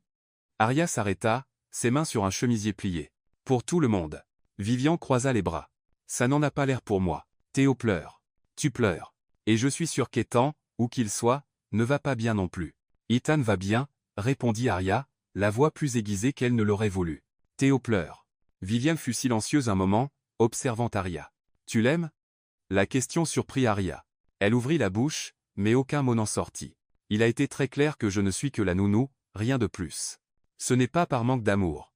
Arya dit enfin, fermant la valise. C'est une simple question, pressa Vivian. Elle prit la valise et se dirigea vers la porte, mais Vivian ne bougea pas. Tu as changé cette maison. C'est pour des raisons personnelles, compliquées, et je préfère ne pas m'y attarder. Mais au lieu de ça, j'ai trouvé de la vie, des rires, de l'amour, et tout ça c'est grâce à toi. Arya sentit les larmes revenir. Viviane, s'il te plaît ne rends pas ça plus dur. Theo a besoin de toi. Continua Vivian, et que tu l'admettes ou non, Ethan a besoin de toi aussi. Quand je suis arrivé, j'attendais trouver un musée froid comme ça l'était toujours. Théo était dans l'entrée, le jus oublié dans la main, les yeux rougis. Arya, elle s'agenouilla et embrassa son front. Sois un bon garçon, ok, et prends soin de ton papa. Elle se leva rapidement avant que son courage ne faiblisse et ouvrit la porte. C'est alors qu'elle entendit Vivian prendre le téléphone. La femme composa un numéro avec des doigts rapides et fermes, mais Arya ne s'arrêta pas. Elle sortit par la porte, traînant la valise dans les marches. Ethan, la voix de Vivian résonna dans le hall. Tu dois rentrer tout de suite. Non, Théo va bien, continua-t-elle. Moi ça la porte. Et tu es un idiot si tu laisses la femme que tu aimes partir comme ça. Oui. Jaede. La femme que tu aimes. La femme qui a changé ton foyer. La femme qui donne de l'amour à ton fils. La femme qui t'a rendu humain à nouveau. Il y eut une pause. Je me fiche si tu as une réunion. Annule-la. Dit fermement Viviane. Parce que si tu n'es pas là dans les 10 prochaines minutes, tu la perdras. Et cette fois ce sera ta faute. Elle raccrocha le téléphone et regarda vers la porte, mais Arya était déjà partie. Arya marcha dans la rue sans regarder en arrière, des larmes coulant sur son visage. Elle n'avait pas de voiture, nulle part où aller immédiatement, alors elle fit la seule chose qu'elle pouvait, marcha jusqu'à l'arrêt de bus le plus proche et s'assit sur le banc. La valise était à côté d'elle. Arya serra ses genoux contre elle et pleura. Elle pleura pour Théo. Elle pleura pour Ethan. Elle pleura pour elle-même et pour la bêtise de tomber amoureuse de quelqu'un qui ne pouvait pas l'aimer en retour. Elle ne savait pas combien de temps s'était passé quand elle entendit des pas courir. Elle leva les yeux et vit Ethan. Il n'avait pas de veste, sa cravate était de travers, et ses cheveux en désordre, comme s'il avait couru tout le chemin. Arya. Il allaita, essayant de reprendre son souffle. Elle essuya rapidement son visage et regarda ailleurs. Ethan s'agenouilla devant elle, la forçant à croiser ses yeux. Ethan, ne fais pas ça, supplia Arya, la voix brisée. S'il te plaît, je suis désolé, dit-il. Et il y avait une vraie douleur dans ses yeux. Je suis désolé d'être un lâche, d'avoir peur, de t'avoir blessé. Tu as été très clair sur ce que je suis pour toi, répondit Arya. La nounou, rien de plus. J'avais tort. Ethan Princess Mains. J'avais tellement peur de perdre Théo, de perdre l'affaire que j'ai oublié ce qui compte vraiment. Arya essaya de retirer ses mains, mais il ne lâcha pas. Ce qui compte c'est que tu me donnes envie d'être meilleur. Continua Ethan. Tu m'as rappelé comment rire, comment être présent, comment avoir une vraie famille, pas juste une maison pleine de meubles chers. Mais ta belle-mère Vivian m'a appelé. Ethan interrompit. Et tu sais ce qu'elle a dit? Que je suis un idiot et elle a raison. Arya lâcha un rire faible, encore pleurant. Au moins on est d'accord là, dessus. Ethan sourit doucement. Arya, je ne veux pas que tu sois la nounou de mon fils, dit-il. Et Arya sentit son cœur se serrer à nouveau. Je veux que tu fasses partie de notre famille pour de vrai, pas comme employé. Comme la femme que j'aime. Arya cligna des yeux, stupéfaite. Pourquoi? Je t'aime. Ethan répéta plus fermement cette fois. Je t'aime et j'ai été un idiot de ne pas le dire plus tôt. De laisser la peur décider pour moi. Arya le regarda. Cet homme qui avait été si froid au début et qui maintenant s'agenouillait à un arrêt de bus, déclarant son amour pour elle. Ethan, je commença-t-elle, mais les mots lui manquèrent. Tu n'as pas à dire quoi que ce soit maintenant, dit-il. Juste ne pars pas. Restez. Donne-moi une chance de prouver que je peux être l'homme que tu mérites. Arya prit une profonde inspiration. Restez. Mais l'autre partie, celle qui avait été blessée, avait encore peur. Comment je sais que tu ne changeras pas d'avis? Demanda TL doucement. De laisser la peur décider pour moi. Parce que j'ai passé tout le matin plein de regrets. Pas d'avoir été avec toi, mais d'avoir été un lâche après, et je ne veux pas un autre jour de ma vie sans toi dedans. De nouvelles larmes coulèrent sur le visage d'Arya, mais cette fois ce n'était pas juste de tristesse. Je t'aime aussi, admet-elle enfin. Mais j'ai peur. J'ai peur d'être blessée à nouveau. Je sais. Ethan, je commença-t-elle, mais les mots lui manquèrent. Arya regarda dans ses yeux. Je sais. Alors prouve-le, dit-elle. Ethan cligna des yeux. Quoi? Prouve-le, répéta Arya plus fermement cette fois. Prouve que ce n'est pas juste la peur de me perdre. Prouve que tu veux vraiment ça. Pas avec des mots, avec des actes. Ethan hocha la tête lentement, comprenant. D'accord, dit-il, se levant et tendant la main. Viens avec moi. Arya hésita une seconde. Puis elle prit sa main. Il l'aida à se lever et attrapa sa valise. On va où? Demanda Arya. Ethan sourit. Et il y avait quelque chose de différent dans ce sourire. Quelque chose de léger. À la maison. Et ensuite où tu veux, parce que si tu vas faire partie de ma vie, j'ai besoin de te montrer qui je suis vraiment. Pas le PDG, pas le père solitaire, juste moi. Arya sentit son cœur s'emballer à nouveau, mais cette fois ce n'était pas de la peur, c'était de l'espoir. Les deux marchèrent de retour à la maison main dans la main. Quand ils arrivèrent, Théo se tenait à la porte avec Vivian. Le garçon courut et se jeta dans les bras d'Arya. « Tu es revenu » cria-t-il. Heureux. On va où? Demanda Arya. Et je ne vais nulle part. Vivian observa la scène et pour la première fois depuis son arrivée, esquissa un sourire sincère. Bienvenue de retour, Arya, dit-elle. On dirait que mon gendre s'est enfin réveillé. Ethan regarda sa belle-mère, surpris. Ethan hocha la tête lentement, comprenant. Si tu l'avais laissé partir, je t'aurais retiré la garde de Théo juste pour bêtise. Arya rit, serent encore Théo. Ethan passa son bras autour d'elle, l'attirant près. Alors, murmura-t-il à son oreille. Par où je commence pour le prouver? Arya le regarda, les yeux encore humides, mais brillants. Commence du début. Montre-moi qui est Ethan Arlo, quand il ne se cache pas derrière des costumes et des contrats. Il hocha la tête. Marché conclu. Et pour la première fois depuis longtemps, Arya sentit que juste peu, les choses pourraient vraiment marcher. 3 jours plus tard, Ethan réveilla Arya tôt un samedi. Elle était encore en pyjama quand il apparut à la porte de sa chambre. Mais quelque chose de confortable, dit-il avec un sourire mystérieux. On saute. Arya se frotta les yeux, confuse. Sortir? Où? Quelle heure il est? 7 heures du matin. Et c'est une surprise. 7 heures un samedi devrait être illégal, marmonna Arya, mais se leva quand même. Quand elle descendit, elle trouva Théo déjà habillé et plein d'énergie, sautillant d'un pied sur l'autre. Arya, on va faire un pique-nique. Un pique-nique? Elle regarda Ethan, qui tenait un panier. Tu sais faire un pique-nique? Non, c'est pour ça que j'ai tout acheté prêt à manger, admit-il sans honte. Apprenant de mes erreurs. Arya rit et attrapa sa veste. Tu es revenu. Cria-t-il, heureux. Arya regarda le paysage changer. Arya rit et attrapa sa veste. On va exactement où? Demanda-t-il. À l'endroit où j'ai grandi, répondit Ethan. Et il y avait quelque chose de différent dans sa voix. Quelque chose de plus léger. Après près d'une heure, ils arrivèrent dans un petit parc simple. Il y avait de vieux arbres, des bancs en bois, et un terrain de jeu usé. Rien de fancy, rien d'impressionnant, mais ça semblait cosy. Ethan se gara et regarda autour avec un sourire nostalgique. J'ai passé tous mes étés d'enfance ici, dit-il en sortant de la voiture. Théo courut au terrain de jeu et Arya marcha à côté d'Ethan. Je ne t'imaginais pas comme un gamin de parc public, dit-elle. Je n'ai pas toujours été un PDG en costume, sourit Ethan. Crois-le non, j'étais une fois un gosse qui grimpait aux arbres et rentrait couvert d'égratignures. Ils trouvèrent un bel endroit sous un grand arbre et étalèrent la couverture par terre. Ethan ouvrit le panier et sortit des sandwichs, des fruits, du jus, et même des biscuits. Impressionnant, dit Arya. Pas un seul micro-ondes n'a explosé dans la préparation de ce pique-nique. C'est parce que je n'ai rien fait, répondit Ethan, riant. J'ai juste tout acheté. Pendant qu'il mangeait, Ethan sortit son téléphone et commença à montrer à Arya de vieilles photos. Une de lui vers 8 ans, souriant avec une dent de devant manquante. Regardez-ça. Arya rit. Tu étais adorable. Qu'est-ce qui s'est passé? Je suis devenu sérieux. Ethan fit une grimace. Et j'ai perdu cette dent dans une bagarre pour une balançoire. Tu t'es battu pour une balançoire? C'était la meilleure balançoire du parc. Totalement vaut le coup. Arya rit si fort qu'elle faillit s'étouffer avec son jus. C'était la première fois qu'elle voyait Ethan si détendu, si humain. Il lui montra plus de photos.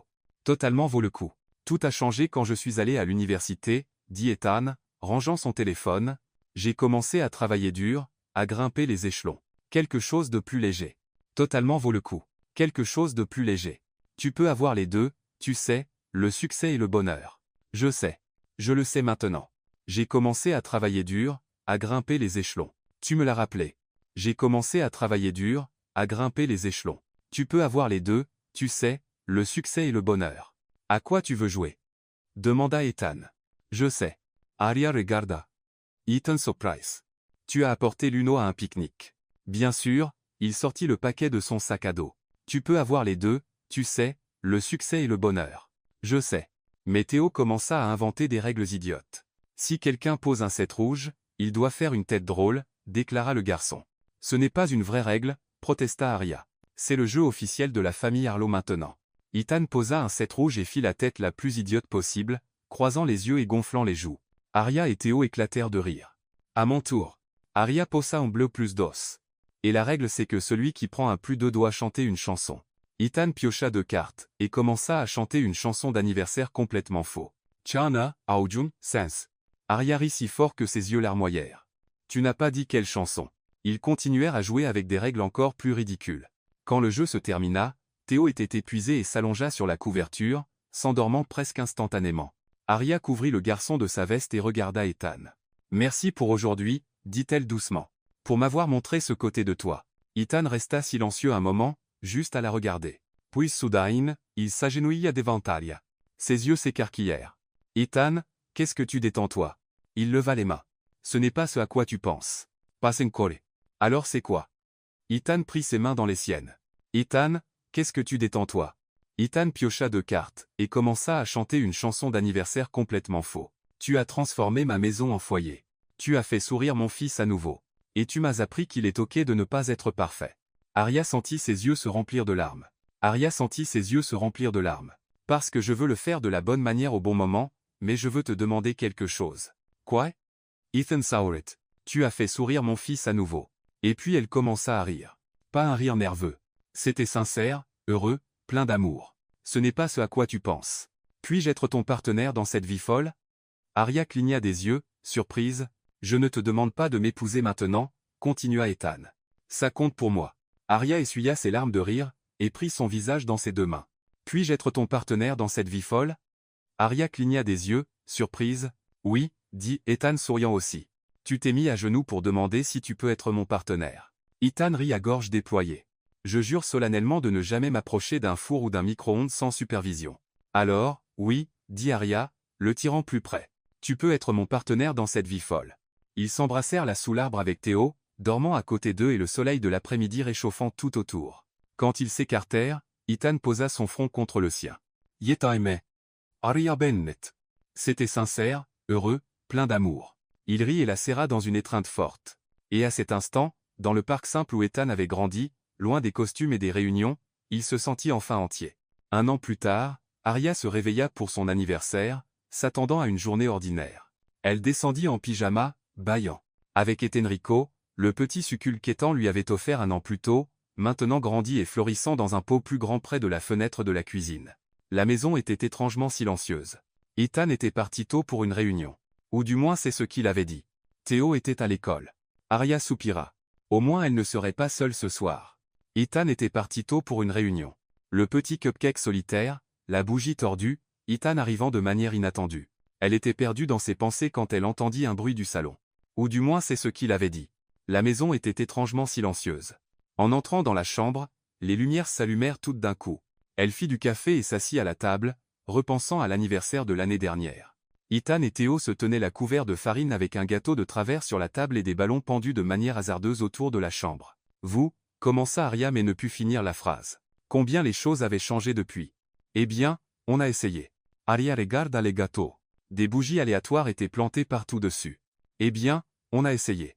Avec Etenrico, le petit succul qu'Ethan lui avait offert 1 an plus tôt, maintenant grandi et florissant dans un pot plus grand près de la fenêtre de la cuisine. C'est la chose la plus laide que j'ai jamais vue, dit Arya, puis éclata de rire. Et c'est parfait. Ethan sourit, de la farine dans les cheveux et une traînée de glaçage sur le visage. Donc, il y a une chance que je me casse une dent sur une coquille d'œuf. J'ai aidé, confirma Théo fièrement. J'ai cassé les œufs et j'en ai fait tomber la moitié des coquilles dedans, ajouta Ethan. Mais on les a toutes pêchées, je pense. Arya croisa les bras, essayant de ne pas rire encore plus. Donc, il y a une chance que je me casse une dent sur une coquille d'œuf. Petite, admet Ethan. Très petite. Arya secoua la tête et s'approcha d'eux, les serrant tous les deux dans ses bras. Merci. Vous deux êtes fous. Arya croisa les bras, essayant de ne pas rire encore plus. Vous deux êtes fous. Quand is event fini, Ethan alluma les bougies.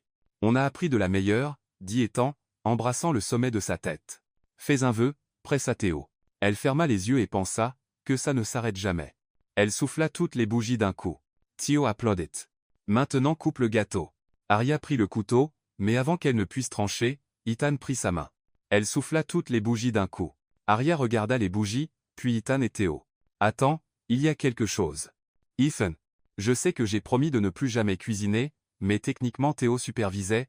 Théo sautillait à côté de lui, à peine capable de contenir son excitation. Arya Bennett, commença Ethan, la voix pleine d'émotion. Il y a un an, ton vœu était de ne pas fêter seul, et tu ne l'as pas fait. Tu as fêté avec moi, avec nous. Arya sentit les larmes commencer à couler. Et je veux que tu fêtes tous tes anniversaires avec moi aussi, continua Ethan.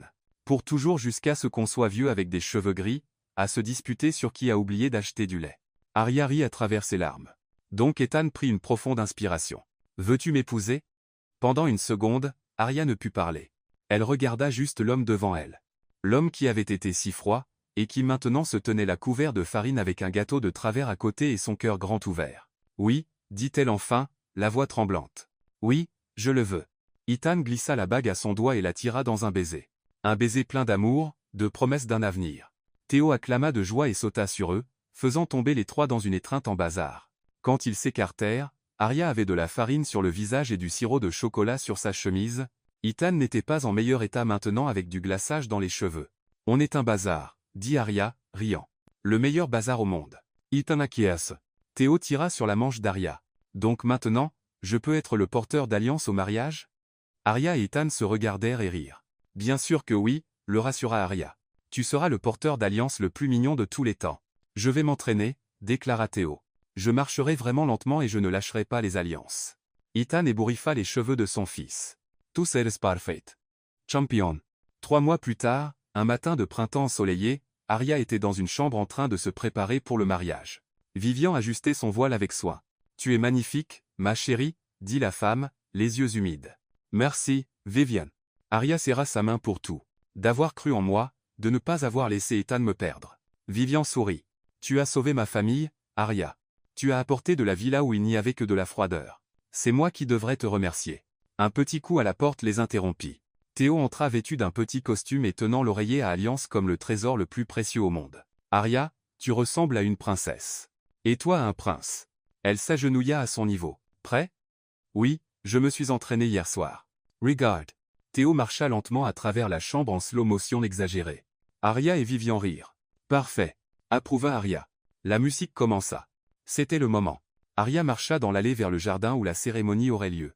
Il y avait des fleurs partout, amis et famille assis, mais elle n'avait Dieu que pour Ethan. Il se tenait à l'autel en costume gris, les yeux fixés sur elle. Et quand leurs yeux se rencontrèrent, il sourit, ce sourire qu'Arya avait appris à aimer, celui qui n'apparaissait pas souvent, mais valait plus que 1000 mots. Théo marcha devant elle, tenant l'oreiller avec tout le sérieux d'un adulte, mais trébucha sur son propre pied et faillit lâcher les alliances. Il les rattrapa juste à temps et regarda en arrière avec un sourire soulagé. Les invités rirent et Théo continua sa marche triomphante. Quand Arya atteignit l'autel, Ethan prit sa main. « Tu es magnifique, murmura-t-il. Toi aussi, et pas de farine cette fois. » Il rit doucement. La cérémonie fut courte mais émouvante. Ils échangèrent des vœux, promettant amour, partenariat, patience pour les tentatives culinaires des temps, et beaucoup de crêpes en forme de dinosaures. Quand le prêtre dit « Vous pouvez embrasser la mariée », Ethan la tira près et l'embrassa avec tout l'amour qu'il avait gardé en lui si longtemps. Les invités applaudirent. Théocria, Diupi. De la foule. Vivian essuya discrètement ses larmes. À la réception, Arya et Ethan dansèrent leur première danse. Ce n'était pas parfait. Vivian essuya discrètement ses larmes. Réel. Honnête. Alors, madame. Arlo, dit Ethan en tournoyant. Réel. Honnête. Mais le jackpot de la vie, pas celui de l'argent, parce que tu l'avais déjà gagné avant de me rencontrer, comment tu te sens? Comme si j'avais gagné le jackpot, répondit Arya. J'ai gagné le vrai jackpot, quand tu es entré dans ma vie avec ces ridicules tons. Et, ne dis pas du mal de mes flamands. Jamais. Ethan rit. Arya posa sa tête sur son épaule. Yeah, t'aimes. Aussi. Et là, au milieu de la célébration, entouré de gens qui les aiment, Arya sut que ce n'était que le début, je les aime comme je t'aime. Le début d'une vie pleine de rire, de bazar, de crêpes penchées, de règles d'uno inventées, et d'amour.